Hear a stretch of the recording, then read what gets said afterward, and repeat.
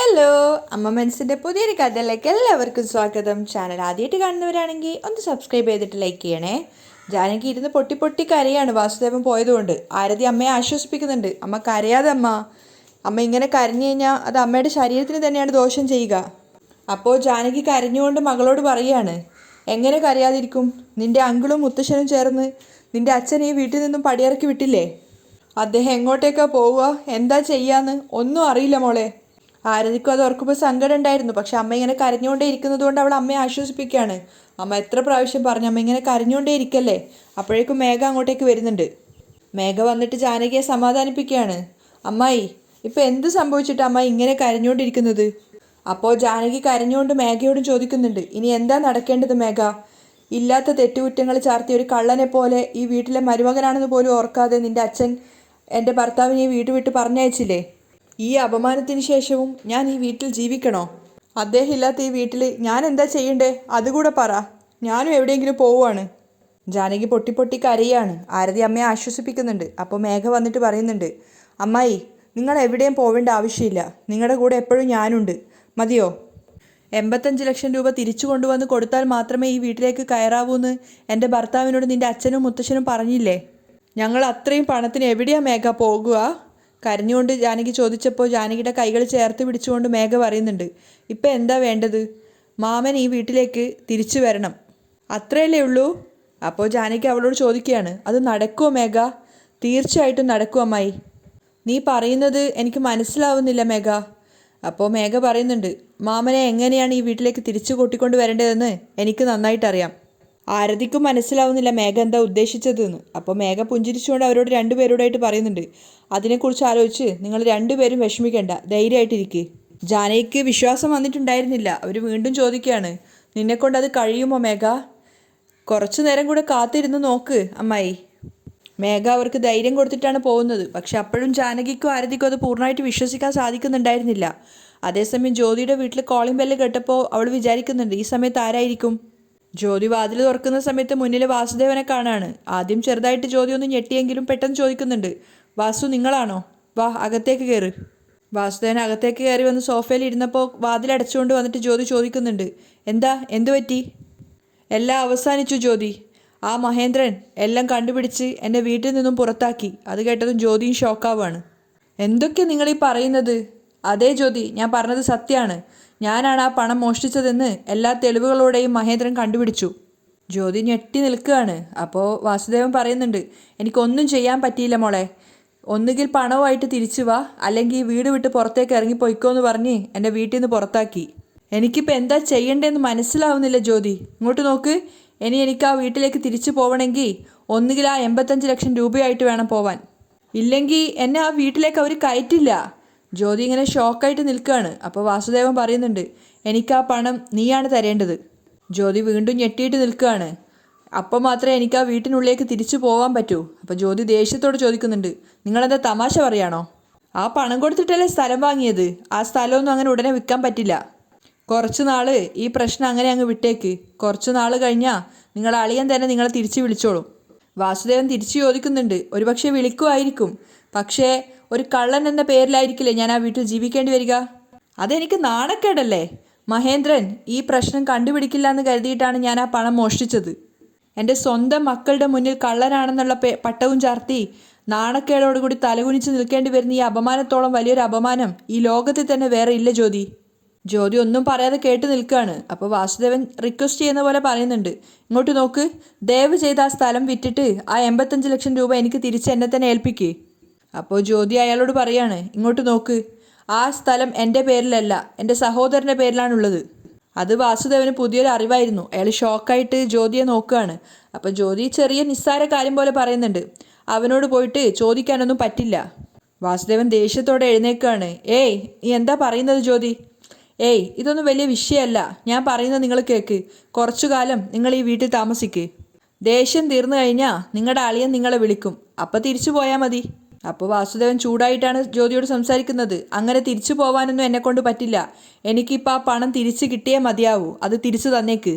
ജ്യോതിയും തട്ടിക്കയറുകയാണ് വാസുദേവനോട്. നിങ്ങളെന്താ തമാശ പറയാണോ? ഞാനെന്താ പണം എൻ്റെ പോക്കറ്റിൽ വെച്ച് നടക്കുകയാണോ നിങ്ങൾ ചോദിക്കുമ്പോഴേക്കും എടുത്തു തരാൻ?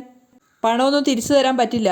ഇവിടെ താമസിക്കുമെങ്കിൽ താമസിച്ചോ, ഇല്ലെങ്കിൽ ഇവിടുന്ന് ഇറങ്ങി പോവാൻ നോക്ക്. ജ്യോതി വലിയ താല്പര്യമില്ലാത്ത മട്ടിൽ പുച്ഛത്തോടെയാണ് സംസാരിക്കുന്നത്. അപ്പോഴാണ് വാസുദേവന് ജ്യോതിയുടെ യഥാർത്ഥ മുഖം മനസ്സിലാവുന്നത്.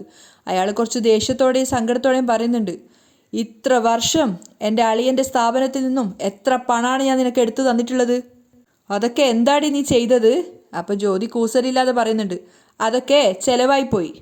വാസുദേവൻ ശരിക്കും ഷോക്കായിട്ട് നിൽക്കുകയാണ്. ജ്യോതിയുടെ അങ്ങനെ ഒരു മുഖം അയാൾ പ്രതീക്ഷിച്ചിട്ടുണ്ടായിരുന്നില്ല. ഇങ്ങനെ ഒരു പ്രശ്നത്തിൽ താൻ അകപ്പെട്ടു എന്ന് അറിയുമ്പോൾ ജ്യോതി സഹായിക്കുന്നായിരുന്നു അയാൾ വിചാരിച്ചത്. പക്ഷേ ജ്യോതി ഒട്ടും താല്പര്യമില്ലാത്ത മട്ടിൽ അയാൾ എങ്ങനെയെങ്കിലും അവിടെ നിന്ന് പോകണം എന്നുള്ള രീതിയിലാണ് പെരുമാറിക്കൊണ്ടിരിക്കുന്നത്. മാത്രമല്ല വാസുദേവന് ജ്യോതിയുടെ യഥാർത്ഥ മുഖം മനസ്സിലായതുകൊണ്ട് തന്നെ അയാൾ പറയുന്നുണ്ട്, നിന്നെ എന്തിനു പറയുന്നു? ഇത്ര വർഷം നിന്നെ വിശ്വസിച്ചതിന് എനിക്ക് കിട്ടിയ ശിക്ഷയാണിത്. ഇങ്ങോട്ട് നോക്ക്, എങ്ങനെയെങ്കിലും നിന്റെ സഹോദരനോട് പറഞ്ഞിട്ട് ആ സ്ഥലം വിൽക്കാൻ വേണ്ടി നോക്ക്. ജ്യോതി ഷോക്കായിട്ട് വാസുദേവനെ നോക്കി നിൽക്കുകയാണ്.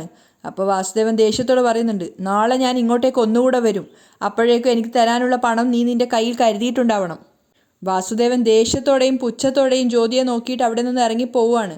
പക്ഷെ ജ്യോതിക്ക് വലിയ കുലുക്കമൊന്നും ഉണ്ടായിരുന്നില്ല. പിറ്റേന്ന് ക്ഷേത്രത്തിൽ വന്ന് ദൈവത്തിന് മുന്നിൽ നിന്ന് കൂപ്പ് കൈകളുമായിട്ട് പ്രാർത്ഥിക്കുകയാണ് ജാനകി. ദൈവമേ, ചെയ്യാത്ത തെറ്റിന് എൻ്റെ ഭർത്താവിനെ വീട്ടിൽ നിന്നും പുറത്താക്കി.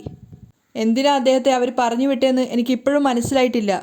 എൻ്റെ ഭർത്താവില്ലാത്ത വീട്ടിൽ എനിക്ക് ജീവിക്കാൻ ആഗ്രഹമില്ല. പക്ഷേ എന്നെക്കൊണ്ട് എങ്ങോട്ടും പോവാൻ സാധിക്കുകയില്ല. എന്നെ ഇങ്ങനെ ഒരു സ്വാധീനം ഇല്ലാത്തവളാക്കി വെച്ചില്ലേ ദൈവമേ. ജാനകി മനസ്സ് നൊന്താണ് ദൈവത്തിനോട് പ്രാർത്ഥിച്ചുകൊണ്ടിരിക്കുന്നത്. എൻ്റെ ഭർത്താവ് ആ പണം എടുത്തിട്ടില്ലെന്ന് ദയവ് ചെയ്ത് എൻ്റെ ഏട്ടനെ ഒന്ന് മനസ്സിലാക്കി കൊടുക്ക്. ജാനകിയുടെ ഹൃദയം നൊന്ത് പൊട്ടുന്നുണ്ടായിരുന്നു. അവർ വിഷമത്തോടെയാണ് ക്ഷേത്രത്തിൽ നിന്ന് ഇറങ്ങിയത്. അപ്പോഴാണ് പിന്നീന്ന് ജാനകി എന്ന് വിളിക്കുന്ന കേട്ട്. തിരിഞ്ഞു നോക്കിയപ്പോൾ വാസുദേവനാണ്. വാസുദേവൻ്റെയും കണ്ണൊക്കെ നിറഞ്ഞിട്ടുണ്ടായിരുന്നു. വാസുദേവനെ കണ്ട സമയത്ത് ജാനകിക്ക് ഒത്തിരി സന്തോഷമാവുകയാണ്. അവർ പുഞ്ചിരിച്ചോട് ചോദിക്കുന്നുണ്ട്, എവിടെയായിരുന്നു നിങ്ങൾ? ഞാൻ എൻ്റെ കൂട്ടുകാരൻ്റെ വീട്ടിലാണ് ജാനകി. നിനക്ക് എങ്ങനെയുണ്ട്? അപ്പോൾ ജാനകി പറയാണ്, എന്തിനാ ജീവിക്കുന്നതെന്ന് പോലും അറിയാതെ ജീവിക്കുകയാണ്. നിങ്ങൾ വീട് വിട്ട് പോയപ്പോൾ തന്നെ ഞാനും നിങ്ങളുടെ കൂടെ വന്നിരിക്കണമായിരുന്നു. പക്ഷേ ദൈവം അതിനുള്ളൊരു ഭാഗ്യം പോലും എനിക്ക് തന്നില്ലല്ലോ. അപ്പോൾ വാസുദേവൻ ചോദിക്കുന്നുണ്ട്, ജാനകി, ഞാൻ തെറ്റ് ചെയ്തു എന്ന് നീ വിശ്വസിക്കുന്നുണ്ടോ? പെട്ടെന്ന് തന്നെ ജാനകി മറുപടി പറയാണ്, ഇല്ല, ഞാൻ ഒരിക്കലും വിശ്വസിക്കുന്നില്ല. ഈ ദൈവത്തെ സാക്ഷി നിർത്തി ഞാൻ പറയാണ്, നിങ്ങൾ അങ്ങനെ ഒരു തെറ്റ് ചെയ്യുമെന്ന് ഞാൻ കരുതുന്നില്ല. നിങ്ങളെപ്പറ്റി എനിക്ക് നന്നായിട്ട് അറിയുന്നതല്ലേ. കല്യാണം കഴിഞ്ഞ് ഇത്ര വർഷമായിട്ടും നിങ്ങളുടെ മേൽ ആരെങ്കിലും ഒരു ചെറിയ തെറ്റെങ്കിലും ഇതുവരെ പറഞ്ഞിട്ടുണ്ടോ? ഒരിക്കലുമില്ല. ഏട്ടൻ എന്തുകൊണ്ടാണ് ഇത്ര പെട്ടെന്ന് നിങ്ങളുടെ മേൽ ഇങ്ങനെ ഒരു കുറ്റം ചാർത്തിയതെന്ന് എനിക്ക് മനസ്സിലാവുന്നില്ല. ജാനകിയുടെ ഹൃദയത്തിൽ നിന്നും വന്ന വാക്കുകളായിരുന്നു അത്. അത് കേട്ട സമയത്ത് വാസുദേവൻ കുറ്റബോധത്തോടെ തലതാഴ്ത്തി നിൽക്കുകയാണ്, ഒന്നും പറയാതെ. അപ്പോൾ ജാനകി ചോദിക്കുന്നുണ്ട്, നിങ്ങളെന്താ എന്തോ ഒരു മാതിരിയായിരിക്കുന്നത്? നിങ്ങൾ സമയത്തിന് ഭക്ഷണമൊന്നും കഴിക്കാറില്ലേ? നിങ്ങൾ ആ പണം എടുത്തിട്ടില്ലെന്ന് എനിക്ക് നന്നായിട്ടറിയാം. നിങ്ങൾ ആ പണം എടുത്തിട്ടില്ലെന്ന് ദയവ് ചെയ്ത് തെളിയിക്ക്. അങ്ങനെ നിങ്ങൾ തെളിയിച്ചാൽ മാത്രമേ എനിക്ക് ആ വീട്ടിൽ തല ഉയർത്തി നടക്കാനാവൂ. ജാനകി പറഞ്ഞതൊക്കെ ശ്രദ്ധയോടെ കേട്ട് നിൽക്കുകയാണ് വാസുദേവൻ. അവസാനം അയാൾ പറയുന്നുണ്ട്, തീർച്ചയായിട്ടും ജാനകി, ഞാനത് തെളിയിക്കും. അതിനുശേഷം കുറ്റബോധത്തോടെ അയാൾ സ്വയം ചിന്തിക്കുകയാണ്, എന്നോട് ക്ഷമിക്ക് ജാനകി. നീ എൻ്റെ മേലെ വെച്ചിരിക്കുന്ന വിശ്വാസത്തിന് കുറച്ചുപോലും അർഹതയില്ലാത്തവനാണ് ഞാൻ. വാസുദേവൻ ശരിക്കും തകർന്നു പോയൊരവസ്ഥയിലാണുള്ളത്. ആ സമയത്ത് ചന്ദനം തൊട്ട് കൊടുക്കാൻ വേണ്ടിയിട്ട് ജാനകി അദ്ദേഹത്തെ വിളിക്കുകയാണ്. അപ്പോൾ കുനിഞ്ഞു നിന്നിട്ട് നെറ്റിയിൽ ചന്ദനം തൊട്ട് കൊടുക്കുന്നുണ്ട്. ആ സമയത്ത് ജാനകി പറയുന്നുണ്ട്, നിങ്ങൾ ഇത്രയേറെ അപമാനിച്ച എൻ്റെ ഏട്ടനോട് ഞാൻ ഒരിക്കലും ക്ഷമിക്കില്ല. അവരെനിക്ക് മറുപടി തന്നേ പറ്റുള്ളൂ. ജാനകി ഉറച്ച തീരുമാനത്തോടെയാണ് പറയുന്നത്. അതിനുശേഷം വാസുദേവൻ്റെ മുഖത്ത് നോക്കിയിട്ട് അവർ സ്നേഹത്തോട് ചോദിക്കുന്നുണ്ട്, നിങ്ങളുടെ കയ്യിൽ ചെലവിനുള്ള പൈസ എന്തെങ്കിലും ഉണ്ടോ? വാസുദേവൻ അതിനും മറുപടിയൊന്നും പറയാതെ നിൽക്കുകയാണ്. വേഗം തന്നെ ജാനകി തൻ്റെ കൈകളിലിരുന്ന വളകൾ രണ്ടും ഊരിയെടുക്കുകയാണ്. എന്നിട്ട് വാസുദേവന് നേരെ നീട്ടുന്ന സമയത്ത് വാസുദേവൻ അത് വാങ്ങിക്കുന്നില്ല. ഇത് വെച്ചോ എന്ന് പറയുന്ന സമയത്ത് അപ്പോൾ അയാളുടെ കൈ എടുത്തിട്ട് ജാനകി തന്നെ ആ രണ്ട് വളകൾ അയാളുടെ കൈകളിലേക്ക് വെച്ചു കൊടുക്കുകയാണ്. നിങ്ങൾ ഒന്നുകൊണ്ടും വിഷമിക്കേണ്ട. നിങ്ങൾ ആ പണം എടുത്തിട്ടില്ലെന്ന് ഒരു ദിവസം തീർച്ചയായിട്ടും എൻ്റെ സഹോദരന് മനസ്സിലാവും. അന്ന് നിങ്ങളെ തേടി വന്ന് എൻ്റെ ഏട്ടൻ നിങ്ങളോട് മാപ്പ് ചോദിക്കും. ആ ദിവസം വളരെ പെട്ടെന്ന് തന്നെ വരും. വാസുദേവൻ വല്ലാത്ത കുറ്റബോധത്തോടെയാണ് നിൽക്കുന്നത്. അയാൾ ജാനകിയോട് പറയുന്നുണ്ട്, ശരി ജാനകി, നീ തിരിച്ച് വീട്ടിലേക്ക് പോയിക്കോ. ഞാൻ വേറൊരു ദിവസം വന്ന് നിന്നെ കണ്ടോളാം. ജാനകി അതിന് മറുപടിയൊന്നും പറയാതെ കരയാണ്. വാസുദേവൻ അത് കണ്ടപ്പോൾ സങ്കടം തോന്നുന്നുണ്ട്. അയാൾ ജാനകിയുടെ തലയിൽ കൈവച്ചതിന് ശേഷം കണ്ണീര് തുടച്ചു കൊടുക്കുകയാണ്. എന്നിട്ട് ശ്രദ്ധയോടെ നിൽക്കാൻ വേണ്ടി പറഞ്ഞിട്ട് അയാൾ അവിടുന്ന് പോവുകയാണ്. ജാനകിക്ക് വാസുദേവൻ്റെ അവസ്ഥ ആലോചിക്കുമ്പോൾ സങ്കടവും തൻ്റെ ഏട്ടനോടും അച്ഛനോടും ഒക്കെ വല്ലാത്ത ദേഷ്യവും തോന്നുന്നുണ്ടായിരുന്നു. അതിനുശേഷം അവർ ക്ഷേത്രത്തിൽ നിന്ന് തിരിച്ചു പോവുകയാണ്. അപ്പോൾ വാസുദേവനാണെങ്കിൽ പോകുന്നിടത്തുനിന്ന് തിരിഞ്ഞിട്ട് ജാനകിയെ നോക്കുകയാണ്. ഒപ്പം അവർ തന്ന 2 വളകളും എടുത്തിട്ട് കയ്യിൽ പിടിക്കുന്നുണ്ട്. ആ വള നോക്കും തോറും വാസുദേവന് വല്ലാത്ത സങ്കടവും കുറ്റബോധവും തോന്നുകയാണ്. അയാൾ ചിന്തിക്കുന്നുണ്ട്, ജാനകി, എൻ്റെ പ്രിയപ്പെട്ടവളെ, നീ എത്രയേറെ എൻ്റെ മേലെ വിശ്വാസവും സ്നേഹവും വെച്ചിട്ടുണ്ട്. പക്ഷേ ഞാൻ നിനക്ക് എത്രമാത്രം ദ്രോഹങ്ങൾ ചെയ്തിട്ടുണ്ട്. ഞാൻ നിന്നോട് ചെയ്ത തെറ്റിന് ജ്യോതി എന്നെ തിരിച്ച് ചതിച്ചിട്ടുണ്ട്. അയാൾ ജാനകിയെ നോക്കിക്കൊണ്ട് ചിന്തിക്കുകയാണ്, എങ്ങനെയെങ്കിലും ഞാൻ ആ പണം ജ്യോതിയുടെ കയ്യിൽ നിന്നും എൻ്റെ കൈക്കലാക്കും. നിന്നെപ്പോലെ ഒരു ഭാര്യയെ കിട്ടാൻ വേണ്ടി സത്യമായിട്ടും ഞാൻ അത്രയേറെ ഭാഗ്യം ചെയ്തവനായിരിക്കണം. അയാൾക്ക് വല്ലാത്ത കുറ്റബോധവും സങ്കടമൊക്കെ തോന്നുകയാണ്. അങ്ങനെ പിന്നെ കാണിക്കുന്നത് വീട്ടിലകത്ത് ലക്ഷ്മി മഹേന്ദ്രനുള്ള ചായയും കൊണ്ട് വരികയാണ്. അപ്പോൾ ആരതി അവിടെ ഇരുന്നിട്ട് ഫോണിൽ എന്തോ കളിക്കുകയാണ്. ആരതിയോട് ചോദിക്കുന്നുണ്ട് ചായ വേണോന്ന്. അപ്പോൾ ആരതി വേണ്ടാന്ന് പറയാണ്. അതേസമയം വീട്ടിൻ്റെ മുകൾ നിലയിലാണ് ജാനകി ഉണ്ടായിരുന്നത്. ജാനകി ചിന്തിക്കുന്നത് അവരുടെ കല്യാണം കഴിഞ്ഞ ആദ്യ നാളുകളിലൊക്കെ വാസുദേവൻ അവരോട് കാണിച്ചോട്ടേണ്ട ആ ഒരു സ്നേഹമൊക്കെയാണ്. അവരുടെ കാലിൻ്റെ നഖം വെട്ടി കൊടുക്കുന്നതും അതുപോലെ കുളിച്ചു വന്നു കഴിഞ്ഞാൽ മുടിയിലൊക്കെ ഈർന്നാക്കുന്നതും അങ്ങനെയൊക്കെയുള്ള കാര്യങ്ങളൊക്കെ അവർ ആലോചിക്കുന്നുണ്ട്. അതിനു പുറമെ ഒരു കള്ളനെ പോലെ എല്ലാവരും അദ്ദേഹത്തെ അപമാനിച്ചതും ഏട്ടൻ തീർച്ചയായിട്ടും വാസുദേവൻ തന്നെയാണ് മോഷ്ടിച്ചെന്ന് പറഞ്ഞതും അച്ഛനും അത് തന്നെ ആവർത്തിച്ച് പറഞ്ഞതും ഒക്കെ ഇങ്ങനെ ഓർമ്മയിൽ വന്നുകൊണ്ടേയിരിക്കുകയാണ് ജാനകിക്ക്. ആ സമയത്ത് കരഞ്ഞുകൊണ്ട് വാസുദേവൻ പറയുന്നുണ്ട്, നിന്റെ സഹോദരനും അച്ഛനും എന്നെ കള്ളനാണെന്ന് പറഞ്ഞിട്ടും നീ അത് കേട്ടുകൊണ്ട് നിൽക്കുകയാണോ ജാനകി? അതൊക്കെ ഓർക്കും തോറും ജാനകിയുടെ കണ്ണ് നിറഞ്ഞുകൊണ്ടിരിക്കുകയാണ്. അവസാനമായിട്ട് മഹേന്ദ്രൻ പറഞ്ഞത്, മര്യാദയ്ക്ക് ആ എടുത്ത 85 ലക്ഷം രൂപ കമ്പനി അക്കൗണ്ടിലേക്ക് ഇട്ടതിന് ശേഷം നീ ഈ വീട്ടിൽ കയറിയാൽ മതി. അതിൽ നിന്ന് അല്ലാതെ ഈ വീട്ടിൽ നിന്ന് പുറത്തിറങ്ങി പൊയ്ക്കോ എന്ന് പറഞ്ഞിട്ടുണ്ടായിരുന്നു. അതുപോലെ തന്നെ കള്ളു കുടിച്ചിട്ട് അന്ന് വാസുദേവനും ഇനി ഞാൻ ഈ വീട്ടിൽ കയറില്ല എന്ന് പറഞ്ഞിട്ടാണ് ഇറങ്ങി പോയിട്ടുണ്ടായിരുന്നത്. അതൊക്കെ ജാനകിയുടെ മനസ്സിലേക്ക് വന്നുകൊണ്ടേയിരിക്കുകയാണ്. അപ്പോൾ അവർ സ്വയം നിയന്ത്രിക്കാനാവാതെ അവരുടെ വീൽ ചെയറിൻ്റെ വീല് വലിക്കുകയാണ്. എന്നിട്ട് സ്റ്റെപ്പ് ഇറങ്ങുന്നതിന് പകരം അവർ ആ വീൽ ചെയറിൽ നിന്ന് താഴോട്ടേക്ക് വീഴുന്നുണ്ടായിരുന്നു. അപ്പോൾ അമ്മ വീഴുന്ന ശബ്ദം കേട്ടിട്ടാണ് ആരതി അങ്ങോട്ടേക്ക് ഓടി പോകുന്നത്. ആരതി പോകുന്ന കണ്ടിട്ട് മഹേന്ദ്രനും ലക്ഷ്മി അങ്ങോട്ടേക്ക് പോകുന്നുണ്ട്. സ്റ്റെയർ കേസിൽ നിന്ന് വീണതുകൊണ്ട് തന്നെ ജാനകിയുടെ ബോധം പോയിട്ടുണ്ടായിരുന്നു. വേഗം തന്നെ അവർ 3 പേരും ജാനകിയെ പിടിച്ച് എഴുന്നേൽപ്പിച്ചിട്ട് ഒരുപാട് വിളിച്ചു നോക്കിയെങ്കിലും ജാനകിക്ക് ബോധം ഉണ്ടായിരുന്നില്ല. അതുകൊണ്ട് തന്നെ ആരതിയോട് പോയിട്ട് വെള്ളം എടുത്തുകൊണ്ട് വരാൻ പറയാണ്. ആരതി വെള്ളം കൊണ്ട് വന്നിട്ട് മുഖത്ത് തളിച്ചത് ശേഷമാണ് ജാനകിക്ക് ബോധം വന്നത്. ജാനകിക്ക് ചെറുതായിട്ട് ബോധം വരുന്ന സമയത്ത് മഹേന്ദ്രൻ പേടിയോട് ചോദിക്കുന്നുണ്ട്, ജാനകി എന്താ മോളെ പറ്റിയത്? തല എവിടെയെങ്കിലും അടിച്ചോ? ഹോസ്പിറ്റലിൽ കൊണ്ടുപോകണോ? ലക്ഷ്മിയും പറയുന്നുണ്ട്, ജാനകി എന്തെങ്കിലും പറ, നിനക്കൊന്നും സംഭവിച്ചിട്ടില്ലല്ലോ, എവിടെയും തല കൊണ്ടുപോയി ഇടിച്ചിട്ടില്ലല്ലോ. പക്ഷെ ജാനകി അവർ 2 പേരെയും നോക്കുന്നില്ല. അവരിങ്ങനെ കരഞ്ഞുകൊണ്ടേ ഇരിക്കുകയാണ്. അപ്പോൾ മഹേന്ദ്രൻ സങ്കടത്തോടെ പറയുന്നുണ്ട്, ജാനകി എന്നെ ഒന്ന് നോക്ക് മോളെ, ജാനകി എന്നെ നോക്ക്. മഹേന്ദ്രൻ വീണ്ടും അപേക്ഷിക്കുകയാണ്. അപ്പോൾ മഹേന്ദ്രൻ്റെ ആ കൈ ജാനകി തട്ടി മാറ്റുകയാണ്. എല്ലാവരും ഒരുപോലെ ഞെട്ടി നിൽക്കുന്ന സമയത്ത് ജാനകി പറയുന്നുണ്ട്, അഭിനയിക്കാതെ ഏട്ടാ, നിങ്ങൾ എത്രത്തോളം എന്നെ സ്നേഹിക്കുന്നുണ്ടെന്ന് എനിക്ക് നന്നായിട്ട് മനസ്സിലായി. ഇനി അങ്ങോട്ട് ഈ നാടകത്തെ ഞാൻ ഒരിക്കലും വിശ്വസിക്കില്ല. അപ്പോൾ മഹേന്ദ്രൻ ഞെട്ടിയിട്ട് പറയുന്നുണ്ട്, എന്തൊക്കെയാ ജാനകി നീ പറയുന്നത്? ചെയ്യാത്ത തെറ്റ് ചെയ്തു എന്ന് പറഞ്ഞിട്ട് എൻ്റെ ഭർത്താവിനെ ഈ വീട് വിട്ട് പറഞ്ഞു വിട്ടിട്ട് ഇപ്പം എൻ്റെ അടുത്ത് നല്ല സ്നേഹത്തോടെ അഭിനയിക്കുകയാണ്. ദയവ് ചെയ്ത് എൻ്റെ അടുത്ത് ഇങ്ങനെ അഭിനയിക്കാതെ. ജാനകി ദേഷ്യത്തോടെ പറഞ്ഞപ്പോൾ മഹേന്ദ്രൻ തന്നെ ഷോക്കാവുകയാണ്. ലക്ഷ്മിക്കും അതൊരു ഷോക്ക് തന്നെയായിരുന്നു.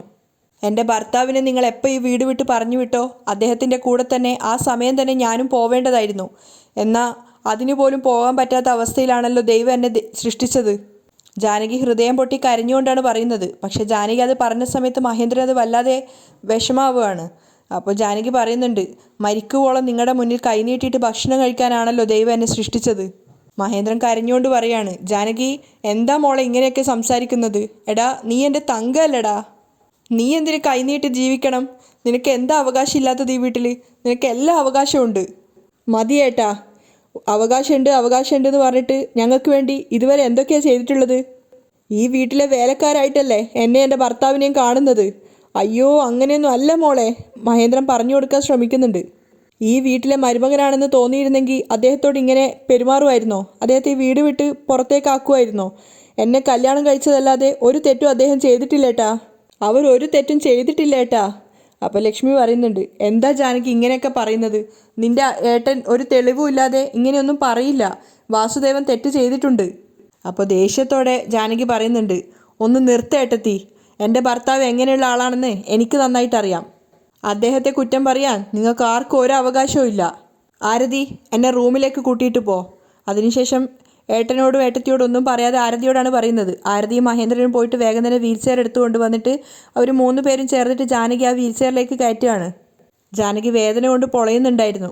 എന്നിട്ടും അവർ മഹേന്ദ്രനോട് വീണ്ടും പറയാണ്, എൻ്റെ ഭർത്താവ് ഒരു തെറ്റും ചെയ്തിട്ടില്ല, ആരുടെ പണവും അദ്ദേഹം എടുത്തിട്ടില്ല. എൻ്റെ ഭർത്താവിനെ ഈ വീട് വിട്ട് പറഞ്ഞയച്ചതിന് ഒരു ദിവസം തീർച്ചയായിട്ടും നിങ്ങളെല്ലാവരും ഖേദിക്കും. എങ്ങനെയാ ജാനകിയെ പറഞ്ഞ് മനസ്സിലാക്കേണ്ടതെന്ന് അറിയാത്ത അവസ്ഥയിലായിരുന്നു മഹേന്ദ്രനും ലക്ഷ്മിയും ഉണ്ടായിരുന്നത്. ജാനകി വേദന കൊണ്ട് പൊളയാണ്. എന്നിട്ട് ആരതിയോട് പറയുന്നുണ്ട്, എന്നെ റൂമിലേക്ക് ആക്കുന്ന്. അപ്പോൾ ആരതി അമ്മയുടെ വീൽ ചെയർ ഉരുട്ടിയിട്ട് അവിടുന്ന് പോവുകയാണ്. സങ്കടത്തോടു കൂടിയാണ് മഹേന്ദ്രനും ലക്ഷ്മി അത് കണ്ടു നിൽക്കുന്നത്. അവിടെയാണ് ഇന്നത്തെ എപ്പിസോഡ് വൈൻഡപ്പ് ചെയ്യുന്നതും.